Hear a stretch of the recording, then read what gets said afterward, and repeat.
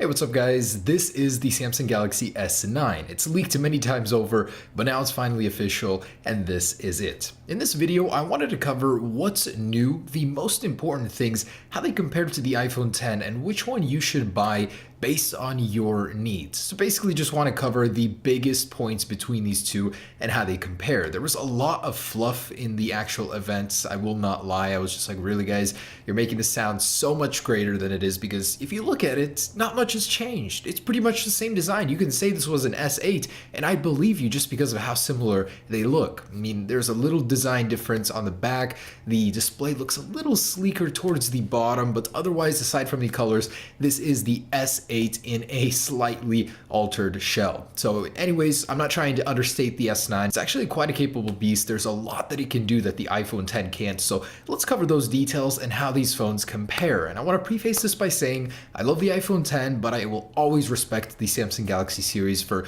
doing more, giving you more functionality, not holding back. Just it's like the pinnacle of technology in a smartphone, in my opinion. And the S9 definitely builds upon that legacy. So let's talk design. The Galaxy S9 and S9 Plus follow closely to the S8. Not much has changed aside from the placement of the fingerprint sensor directly below the cameras. The flash has swapped orientations. Otherwise, mostly the same. The speaker grill on the bottom looks a little bit better, a little bit cooler looking. But other than that, the design is pretty similar. And when comparing it to the iPhone X, definitely going to be a preference thing. They both have vertical cameras like on the S9 Plus.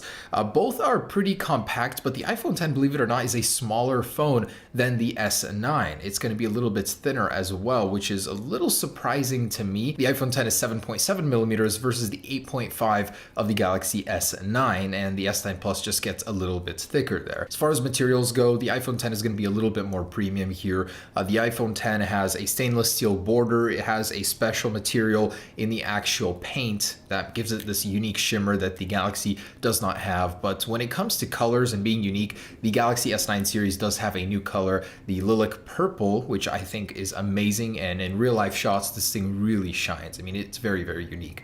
The iPhone X is very limited here. It's got silver and space gray, so not much to choose from. While on this one you have the titanium gray, coral blue, and of course the midnight black color, so lots of choices there. And turning to the displays, the Galaxy S9 and S9 Plus do have an advantage, and actually a change this year: the brightness. Honestly, one of the most important things when it comes to an organic LED display. The Galaxy S9 has improved this year around. We don't have the exact details on the nits, but it is brighter than the S8 and S8 Plus, which were already pretty good. I think the iPhone X definitely could use a brighter display, but it's never been bad. I mean, I can always get the brightness I want out of it. Just do take into consideration that the S9 and S9 Plus will have very bright organic LED displays. I'm sure it'll be the brightest on the market. Also, the resolutions, they are in a slightly different class. Although the iPhone X is better than the iPhone 8 and 8 Plus, it still falls short of the S9 Plus, which has a QHD display. The pixel density here is what matters, as the S9 and S9 Plus have about 568 pixels per inch, slightly less on the S9 Plus versus 459 on the iPhone X. So the sharpness is going to be a little off. I mean, it's still good on both. The gap is bridged between the 10 and S9 more than it was in the past, but the Galaxy S9 definitely has an advantage here when it comes to the display, both in sharpness and in brightness. So the actual screen to body ratio, the amount of display in comparison to the bezel going around it, is 84.36 on the Galaxy S9. Comparing that to the iPhone X, that's going to be 82.35. And actually, it was funny, in the event, Samsung took a jab at Apple, said they don't have a notch on theirs. I mean, it's just basically going all the way around up here. I think that the iPhone X looks more futuristic. It definitely looks super unique with the wraparound display on the bottom. No bezel there. Yeah, the notch takes some getting used to. It can be a little annoying, but still, I think that the iPhone X, personally, in my opinion, has a futuristic looking edge over the Galaxy S9. And next, the very big change coming to the Galaxy S9. For the first time ever, a dual aperture camera coming to a smartphone from Samsung. And it is actually a very monumental change, something I see that Apple definitely will do in the future. Basically, it's a aperture that will adjust to the environment you're in, and this is basically what it is. It's a lens that closes and opens, or the aperture, and if you're in the dark, of course it'll open wider and you'll get a 1.5 aperture, which is the lowest ever on a smartphone. Just picture that for a second. You're going to get some insane shots in the dark. That's essentially what a prime lens, a very high-end lens on a DSLR will do. You'll get that on your smartphone. smartphone.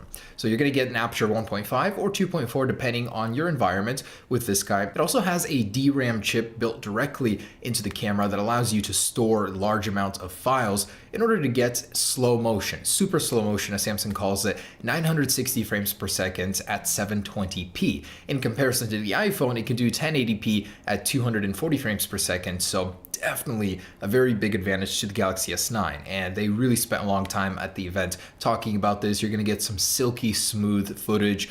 You're going to be able to rewind it as well. It just looked so awesome. I can't wait to try that out. So super slow motion isn't something new. Sony could do that before, but first time we've ever seen it on a major smartphone from Samsung. And both of these cameras do now have dual lens cameras. So this one is stacked much like the iPhone 10. One is a wide angle, one is a telephoto, and both do the very same thing as the iPhone. You're going to be able to get better effects like portrait mode, stuff like that on both. And in general, it's just good to have. Both are stabilized by optics, which is definitely great when you're zooming to get that stable shot. So cameras, these things are pretty similar aside from the aperture. As far as durability goes, the Galaxy S9 is keeping its IP68 water resistance, which means 5 feet 30 minutes versus 3 feet 30 minutes and IP67 on the iPhone 10. And Samsung put in a lot of work with the AR aspect of their smartphones using AR emojis, otherwise known as animojis. On this guy, you'll be able to animate your own face into many different characters and emotions. So I think that was interesting, a great take on it without totally copying Apple. There will be many different AR applications within the stock camera applications, such as translating actual text in real time from different languages. I thought that was really interesting. You'll actually be able to use a makeup feature, so you'll be able to apply certain makeup to your face and buy it directly within the app. You'll be able to scan actual food and get real-time calorie counts and add that to some sort of tracker that you're using. I thought that was one of the most brilliant applications of the AR feature coming to the Galaxy S9. And all of this is possible thanks to the insane performance you're going to be getting out of the Snapdragon 845 chip here in America. The actual clock speed for the high-end cores, 2.8 gigahertz. It's an octa-core processor versus the hexa-core on the iPhone 10, which is 2.39 for two of those cores. The actual numbers have leaked between these in the Geekbench, and the iPhone 10 still outdoes it in terms of raw performance. But we're getting to a point where, can you utilize that power? What are you going to use it for? Do you need it? But in the day-to-day, the iPhone 10 has been pretty smooth. Can't speak for the Galaxy S9, but with that processor, I'm sure things will become much, much smoother. The Galaxy S9, using a new Intel modem, now supports gigabit LTE up to 1.2 gigabit download speeds, which doesn't mean that you're going to get that speed. If the carrier supports it, maybe. On the iPhone 10, you're going to get about 600 megabit download speed, so about double the LTE speeds on the Galaxy. Also stereo speakers, which is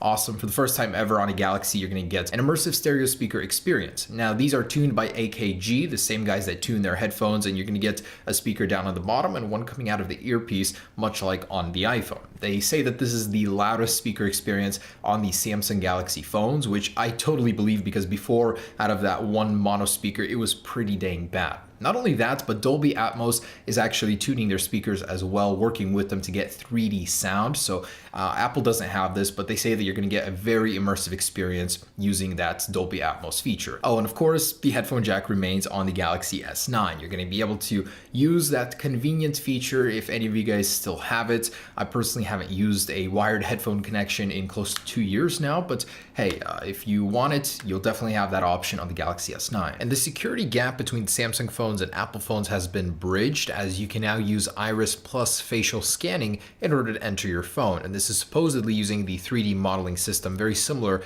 to the Apple iPhone 10, maybe not as advanced, but both do now have facial scanning. And there is now even faster wireless charging, according to Samsung. They didn't give exact specs, but I'm sure that the wireless charging feature will be faster than the iPhone 10, because right now on the S8 it is, and with the S9 I'm sure that will improve. So wireless fast charging, both do have it, but the Galaxy S9 is probably going to be just a little bit better. There's also Samsung Knox, which focuses on security, and much like the Secure Enclave on the iPhone 10, it's basically an area that handles all the major security tasks of your phone, stores all the data in one area, and both phones have it. And there is now a new Enterprise Edition, so if you work in a company, you could possibly be using this phone in the future, where they can push out faster over-the-air updates, have more control over the phone, stuff like that. It's not very important to me, but could be to you. And there is a new DeX pad. So this is a feature that the iPhone cannot compete with at all. There's a new DeX dock where you'll be able to use the Galaxy S9 as an even more powerful computer. Multiple windows, resizing them, using your phone as a trackpad. There's a lot more control given to you with the new DeX dock on the Galaxy S9. And yeah, iPhone has nothing comparable to that. So if you like to use your phone as sort of a PC replacement or medium, then you definitely can with the Galaxy S9, not on the iPhone 10. Oh, and forgot to mention the RAM. So on the iPhone 10, you get 3 gigabytes of RAM. On the Galaxy S9, you get 4. On the S9 Plus, you get 6 gigabytes of RAM. So that means that apps will stay loaded in the background longer, less refreshing in general. And of course, the speed test is necessary here to actually tell how far it goes. But Apple has been superb with their optimization with just 3 gigabytes of RAM. And I'm saying just 3 gigabytes. It's more than plenty. 4 and 6 maybe just make up for the shortcomings of Android and the optimization. As far as batteries, you get a 2716 milliamp battery on the iPhone 10 and a 3000 on the Galaxy S9, 3500 on the S9 Plus. So again, the same ones as the S8 and S8 Plus, but still an advantage in size over the iPhone 10. Actual usability and results will have to be tested in real life usage. Now, base storage on both starts at 64 gigabytes, although on the Galaxy S9 you can upgrade it manually later with an SD card slot up to 400 gigabytes using that new crazy micro SD card. And something I thought I'd mention about the S9, again, you're gonna get a lot more software control, software features with Android 8.0 that ships straight out of the box on the Galaxy S9. There's a really cool feature that I was like, wow, why doesn't Apple do this? When you're playing video and you receive a notification, you can get a little window where you open it up in, instead of pausing your video or your content, you can actually do it straight from that little window and then resume whatever you were doing. Not to mention there is a landscape home screen now, so you can switch between apps easily without having to switch your phone orientation every single time, which is something you have to do on the iPhone 10. Super annoying, but a simple software tweak could fix that in the future. There's also split screen apps and grouping them together in shortcuts. So lots of software things, tweaks. If you like that control, definitely the S9 is going to have the advantage over the iPhone 10, which is in a locked in system, but iOS 12 is on the horizon. You know, it might expand the horizons for the iPhone 10. And let's talk price. It's funny that Samsung didn't mention this at all at the event, yet it's one of the biggest advantages that the Galaxy S9 has. So the base model Samsung Galaxy S9 in America unlocked version starts at $719. That's $5 less than last year's S8. That's ridiculous. You get all this new stuff and you pay less for it than the iPhone 10 and the last year's phone. That's kind of amazing. The Galaxy S9 Plus starts at $839.99, which is $15 more than last year's S8 Plus, but still a bargain when you compare it to the $1,000 price tag on the iPhone 10. So quite ridiculous how cheap and underpriced, maybe not underpriced, but properly priced the Galaxy S9 is, and that'll definitely steal a lot of customers over from potential iPhone 10 buyers. These phones actually match up in so many ways now, more than in the past. The organic LED displays, even though this one does have the slight advantage. The cameras with the dual lens, stacked vertical cameras, there's so much similar, the stereo speakers, but at the same time, the Galaxy S9 does have some shining features, which I'll put to the test in future videos. But as of now, which one should you get? Honestly, the newer phone usually tends to be slightly more advanced, but it doesn't seem the case here. I mean, the iPhone 10 still has a lot going for it, such as the more advanced looking display. To me personally, it's a lot faster, probably has louder speakers. The camera's still no slouch. It's still one of the best I've tested on a smartphone, or the best until this guy came along. So it doesn't mean you need to discount the iPhone 10 just because the Galaxy S9 came out, but with further testing, we'll actually be able to see how they compare. Right now, I just say whichever one suits you better based on these features that I talked about in the video. I'm definitely going to put these to the test and see how they compare in all of my usual tests. So stay tuned for that, guys. Anyways, super excited. Definitely could have used a little bit more, but for what it is, it's definitely a worthy upgrade to the S8. Thanks for watching, guys. Stay tuned. Peace.